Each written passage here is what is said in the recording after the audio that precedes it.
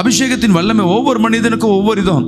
தேவ அபிஷேகம் சிம்சோன் மத்தியில் இறங்கும் பொழுது அவன் சாதாரண மனுஷன் பலம் கொண்டவனாய் மாறுகிறான். அல்லேலூயா. சாதாரண பேர்ல எத்தனை பேர்?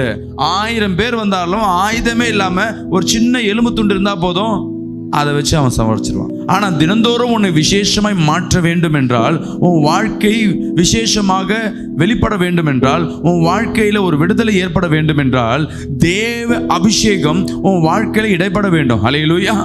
அப்ப சாதாரண மனிதனை அசாதாரண மனிதனாய் மாற்றுவது இந்த அபிஷேகம். அல்லேலூயா. இந்த அபிஷேகம் உனக்குள்ளே இருக்கும் பொழுதுதான் அந்த அனாயிண்டிங் நடக்கும். ஆனா புதிய ஏற்பாட்டு காலத்துல, பழைய ஏற்பாட்டுல ஒவ்வொரு இடத்துல ஒவ்வொரு அவையங்கள ஒருவருக்கு அபிஷேகம் இருந்தது. தேவ அபிஷேகம் இருக்குன்னா நீ ஒண்ணுமே இல்லாத காரியம் கூட நீ செய்கிற காரியத்தை கர்த்தர் விசேஷமாய் மாற்றுவார். அல்லேலூயா.